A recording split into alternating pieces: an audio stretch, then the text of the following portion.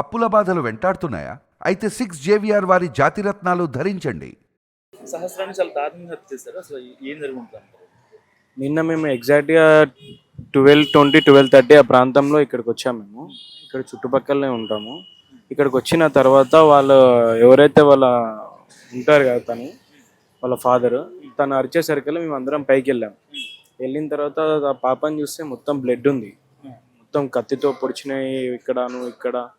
ఇక్కడ స్టొమక్ పైన ప్లస్ టైస్ పైన ప్లస్ బ్యాక్ సైడ్ పైన కత్తితో పొడిచినవి ఉన్నాయి.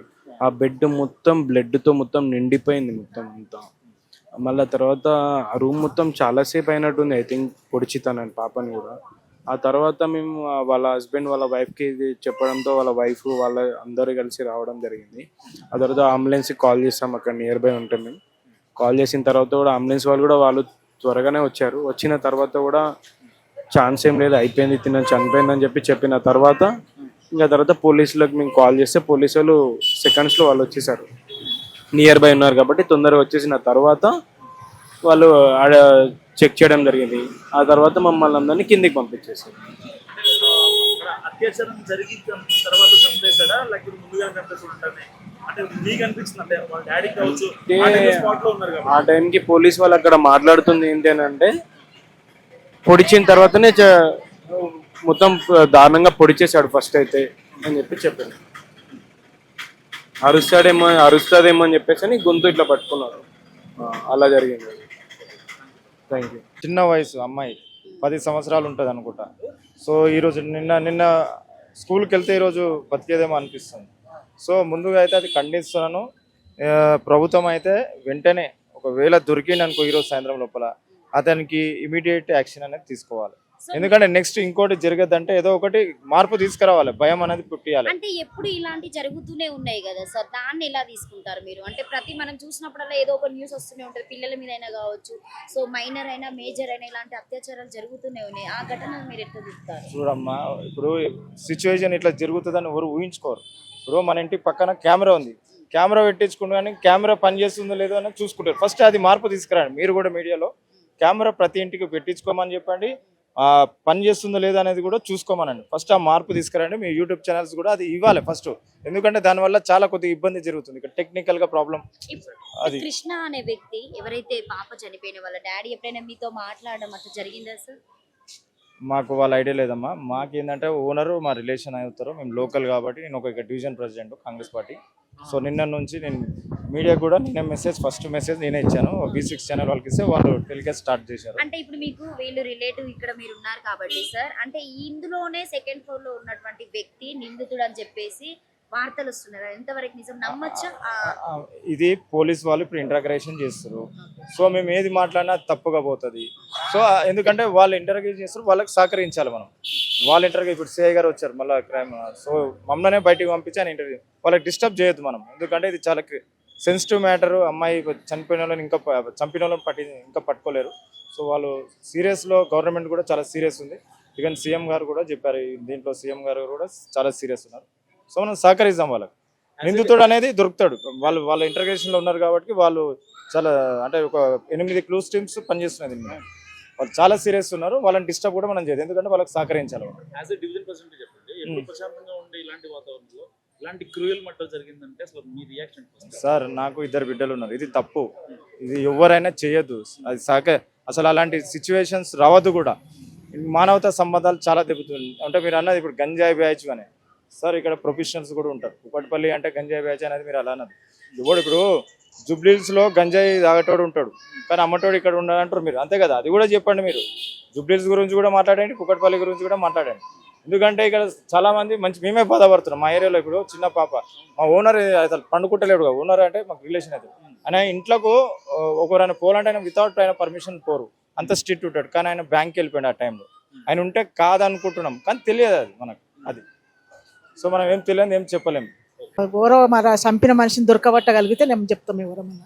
అంటే ఖచ్చితంగా వాళ్ళ ఇంట్లో ఉన్నటువంటి వ్యక్తి అని చెప్పేసి ఇప్పటికైతే నిందితుడుగా అతన్ని తీసుకెళ్లి ఎంక్వైరీ చేయడం జరుగుతుంది. కానీ ఆని దొరకబట్టి నిలువుగా ఆనందిస్తే మళ్ళీ ఒక్కరికి జరగదు అది కదా, జరగాలి. అది ఒక్కటి జరిగితే ఇంకొకరి పానం పోదు. సంఘటనలు రోజుకొకటి జరిగితే మంది పానాలు తింటానుకుంటున్నారు వాళ్ళు. వాళ్ళ పిల్లలు ఉండరా లేదా ముండ కొడుకులు వాళ్ళే కోలుకుంటున్నాడు. మంది పిల్లల్ని చంపితే ఏమొస్తుంది అతనికి? రోగం అనికి అనిపించదా మాకు? కడుపు మసులుతుంది.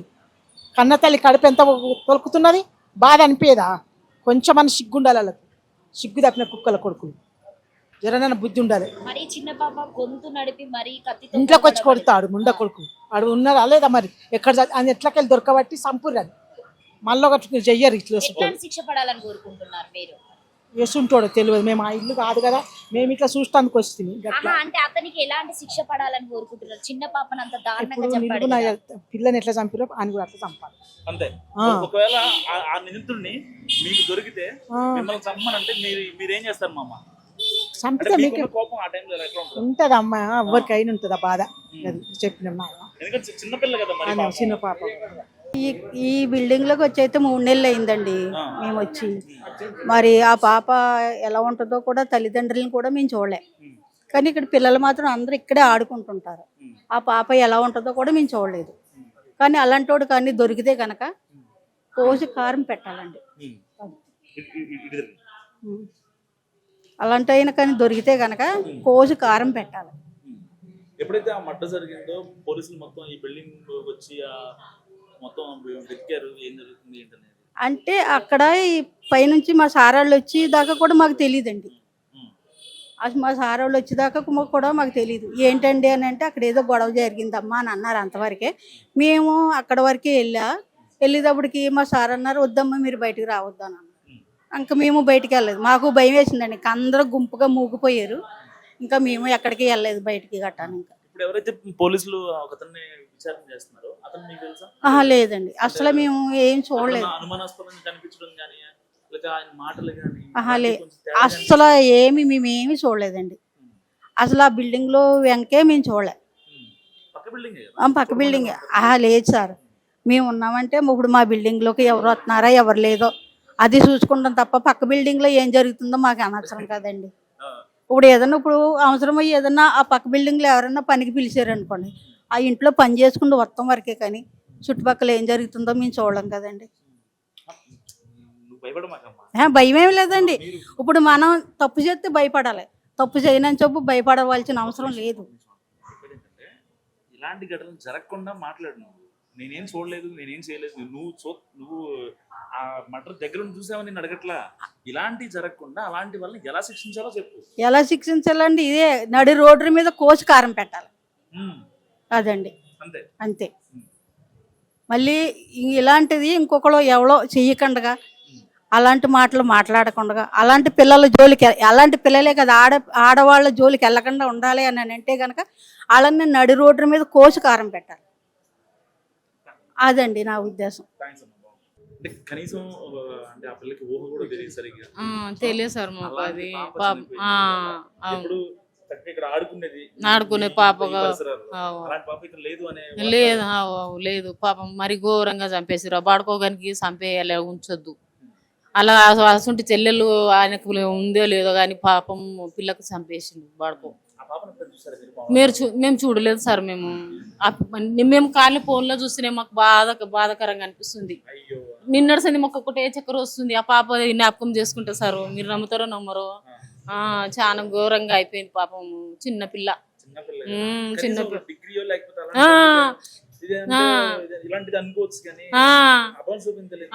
ఆ పిల్ల పెద్దదంటే ఏమన్నా చేసింది అని అనుకోగలదు సార్. కానీ పాపం చిన్నపిల్ల ఏం చేసింది ఆ పిల్ల ఆయనకు?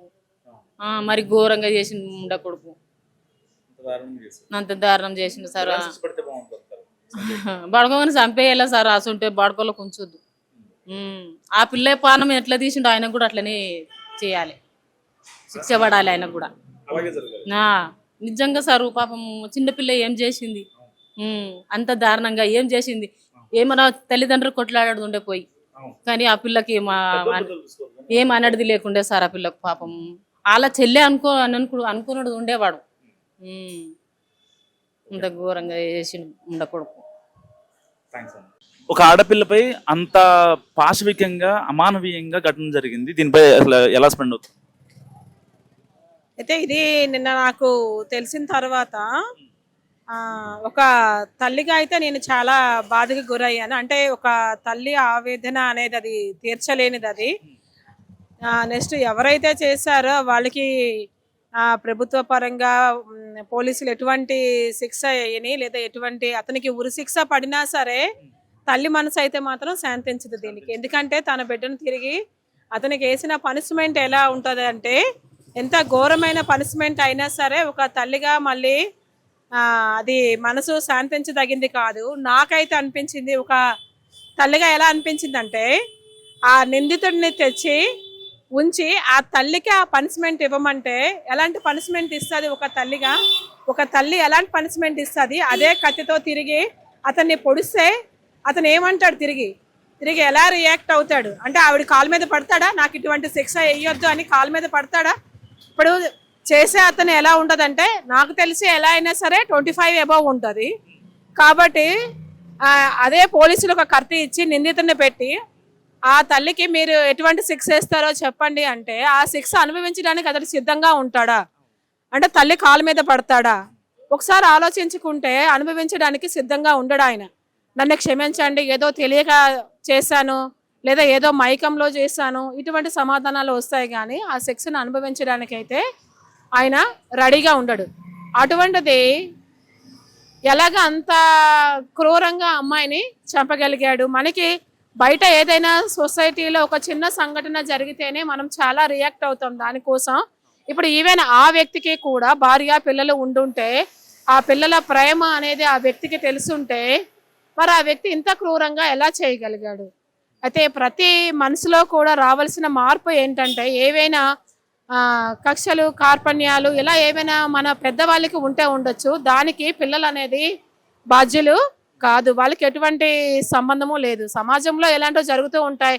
మనం బయటికి వెళ్ళిన తర్వాత ఒక వ్యక్తికో ఇంకొక వ్యక్తికో వివాదం వస్తుంది, లేదా మనం పనిచేసిన చోట కానీ, లేదా బజార్లో కానీ ఎక్కడో ఒక దగ్గర మనస్పర్ధలు రాకుండా అయితే ఉండవు. ఎందుకంటే ప్రతి వ్యక్తి మనస్తత్వం ఒకేలా ఉండదు. కాబట్టి ఇలాంటివన్నీ సమాజంలో సామాన్యంగా జరుగుతూ ఉంటాయి.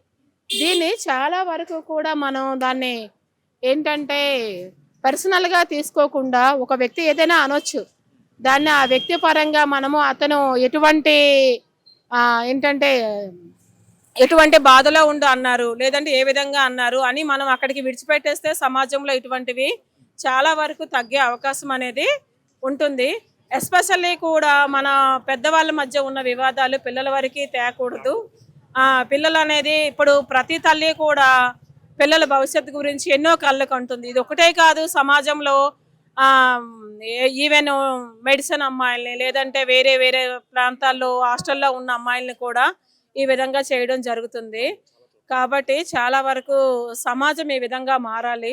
మనమేంటి ఆటవిక జీవితం గడపడం లేదు, మనమేంటి క్రూర మృగాలమే కూడా కాదు. మరి మనిషికి జంతువుకి తేడా లేకుండా ప్రవర్తిస్తే నేటి సమాజం ఎటువైపు వెళ్తుందో కూడా అర్థం కావడం లేదు. కాబట్టి మానవ సమాజం పురోగతి చెందాలి అంటే ఈ పనిష్మెంట్ కాదు, ప్రతి మనిషిలో చేంజ్ అనేది రావాలి. మెయిన్ ముఖ్యంగా కూడా మనిషిలో ఆలోచన రావాలి, దైవపరంగా చింతన రావాలి, ఆధ్యాత్మిక భావన పెరగాలి. పాపం పుణ్యం అనే దానికి తేడా అనేది గ్రహించాలి. ప్రతి మనిషి కూడా ఆధ్యాత్మిక చింతన పెరిగితే ఇటువంటివన్నీ కూడా దేవుడి వైపు, దైవం వైపు వెళ్తే, ప్రతి మనిషి తన తప్పుని గ్రహిస్తే ఇటువంటివన్నీ కూడా జరిగే అవకాశం సమాజంలో తగ్గొచ్చు. కాకపోతే ఒక తల్లిగా నేను బాధపడేది ఏంటంటే, ఆ తల్లి బాధ అయితే ఎన్ని సంవత్సరాలైనా తీర్చలేనిది, అది వెలకట్టలేనిది. ఎదురుగా ఆ మనిషికి నాకు అనిపించింది ఇటువంటి, అంటే ఆ నిందితుడిని తెచ్చి ఆ తల్లి ఎదురుగా పెట్టి ఎటువంటి పనిష్మెంట్ ఇమ్మంటే ఆ తల్లి ఎటువంటి పనిష్మెంట్ ఇస్తుందా అని నేనైతే ఈరోజు ఆలోచించాను ఆ విధంగా. మరి వాళ్ళు ఎటువంటి శిక్ష వేసినా సరే, నిందితుడు దొరికి ఎటువంటి శిక్ష వేసినా సరే తల్లి బాధ తీర్చలేనిది. కాబట్టి సమాజం మారాలి. ఏదైనా తేడా వచ్చి పగలు ఇవన్నీ ఉన్నా సరే కొంతవరకే ఆలోచించుకోవాలి, కానీ ఇటువంటి అన్యాయాలకి, ఇటువంటి అకృత్యాలకి పాల్పడకూడదని నా యొక్క భావన. సో ఈ సంఘటన మీకు తెలిసి ఉంటుంది, కుకట్పల్లిలో జరిగినటువంటి సాహసం నాకు తెలుసు. అంటే దాన్ని మీరు ఎట్లా తీసుకుంటున్నారు? ఎట్లది చాలా ఘోరం కదమ్మా, చిన్న బిడ్డ కదా, అందరికీ పిల్లలు ఉన్నారు, ఇలా జరగకూడదు. ఆడపిల్లలకి రక్షణ ఉందా సార్? లేదు, తల్లిదండ్రులు ఉద్యోగాలకు వెళ్ళినట్టున్నారు. నిన్నే మాకు తెలిసింది కుక్కడపల్లి పోలీస్ స్టేషన్ పరిధిలో ఉంది. అట్లా ఇలాంటి వాళ్ళు మారాలంటే ఏం చేయాలంటారు? ఏం చేయాలండి? ఎలాంటి అసలు మన క్లూస్ తెలియదు కదా, అంటే ఎవరు హత్య చేశారనేది. అంటే జరిగింది ఏంటనేది పక్కన పెడితే ఈ అమ్మాయి 10-11 ఏళ్ల పిల్ల, ఆ పసిపాప అయితే ఇప్పుడు ఆ ఇలాంటి అది ప్రేమ వ్యవహారం కూడా వయసు కాదు, అది అవును. చిన్న బిడ్డ. మరి అది ఎలాగా ఏ రకంగా ఆలోచించాలో పోలీసులకే అర్థం కావట్లా. అంటే ఇప్పుడు మా డౌట్ ఏంటంటే పక్క బిల్డింగ్ కూడా ఈ బిల్డింగ్ చాలా అటాచ్ గా ఉంది, అల్లకెళ్ళి దూకే విధంగానే ఉంది, వాళ్ళు ఉండేది కూడా పెంట్ హౌస్ లోనే. అంటే అవునమ్మా, ఇప్పుడు పక్క వాసులను కూడా మనం డౌట్ పట్టొచ్చా సార్? పడవచ్చు. వాళ్ళకి ఏమన్నా విరోధం ఉందేమో కూడా ఆలోచించాలి కదా. ఏదన్నా అంటే వాళ్ళు కూడా ఏదో సంగారెడ్డిలో ఉన్నటువంటి ఊర్లో ఇక్కడ జస్ట్ బతుకు తెరువు కోసం వచ్చిళ్ళు, ఇద్దరు పనికి వెళ్లే వాళ్ళు పని చేసుకుంటూనే గడిచేటువంటి కాలం వాళ్ళది. పక్క వాళ్ళు కనీసం డోర్లు తీసే సిచ్యువేషన్ లో కూడా లేరు. మనం అడుగుదాం అసలు ఏంటి జరిగింది సంఘటన అంటే. సమాజం ఇట్లుంటుంటే సో మనము వాళ్ళకి ఎంత చెప్పినా కూడా అర్థమే కావడం లేదు. ఆ డోర్ల దగ్గరికి వెళ్ళినా కూడా వాళ్ళు వ్యూ చెప్పేలాగా లేరు. అసలు ఏం జరిగిందని దీన్ని ఎట్లా తీసుకుంటారు సార్? ఎలా తీసుకోవాలో అసలు క్లూసే పోలీసు వాళ్ళకే తెలియట్లేదు, అయోమయంగా ఉంది. ఏం చేయాలో అర్థం కావట్లేదు. ఎందుకంటే ఇది పొలిటికల్ ఏజ్ కూడా అయింది. ఓకే, ఇప్పుడు ఎమ్మెల్యే గారు నిన్న వచ్చి ఇలాంటి ఘోరాలు జరుగుతున్నాయని ఆయన అన్నాడు, ఈ ప్రభుత్వంలో అని అన్నారు ఆయన. అది అంటే రాజకీయ నేతలు అలాగే అంటారు, ఇప్పుడున్న గవర్నమెంట్ని వాళ్ళు విమర్శిస్తారు, అది సహజం వాళ్ళకి. కానీ ఇలాంటి నరరూప రాక్షసులు మారాలంటే ఎలాంటి శిక్షలు పడాలంటారు? ఇది పట్టితే అప్పుడు చేయొచ్చు, ఇది పట్టుబడితే.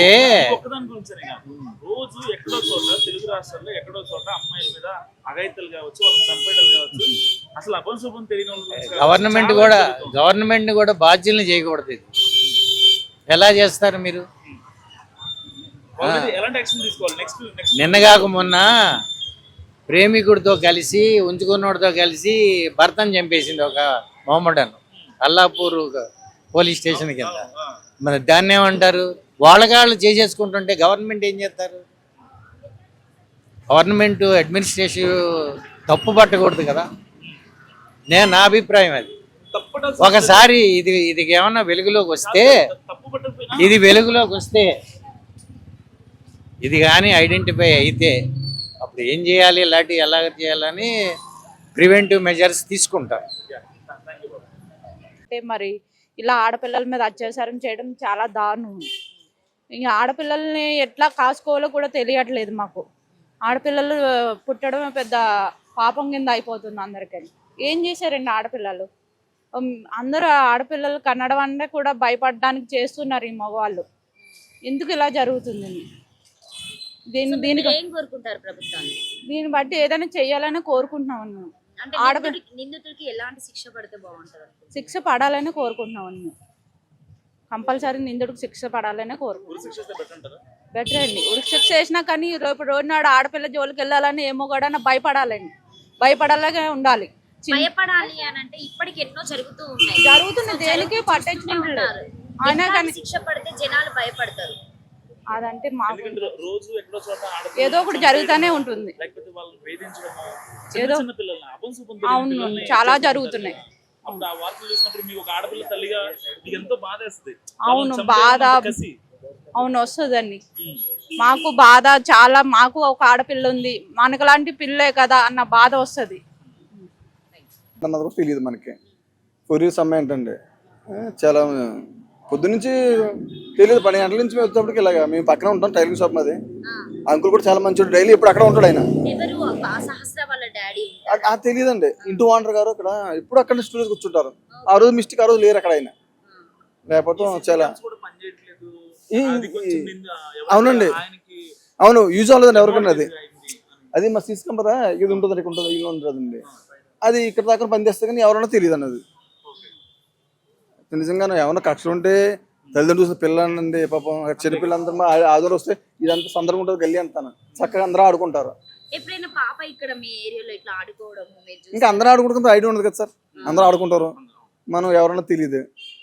టైలర్ దగ్గరికి ఇప్పుడు నిందితుడు ఎవరైనా ఉన్నటువంటి సంజయ్ అయినా కావచ్చు, ఈ పాప వాళ్ళ డాడీ ఇంకెవరు? అయినా కావచ్చు, మీ దగ్గరికి టైలరింగ్ దగ్గర అంటున్నారు కదా, అవునమ్మా. అంటే మీ దగ్గర బట్టలు కుట్టించుకోవడం అట్లా ఈ రావడం పక్కన షాప్ జరుగుతుందా? ఏమీ ఐడియా ఉంది కదండి ఎవరికైనా. వీళ్ళు అన్ని అంతే అవి తెలియదు ఈ కదండి. సంఘటన మీరు ఎలా తీసుకుంటున్నారు? చాలా బాధకరం. మన పిల్లలతో ఉన్న మన చాలా బాధ కదండి. మాకు మండలాల వయసు, మాకు ఆ పిల్ల అంటేనే ఏమండి చాలా బాధకర విషయం పాపం అది. మీరు ఏదైనా కఠినంగా చర్య తీసుకుని వాడిని ఏమైనా పట్టుకోవాలి మీరు, అంతే. అందుకనే ఉందండి. ఎవరైనా అదే చెప్తారు. ఓకే.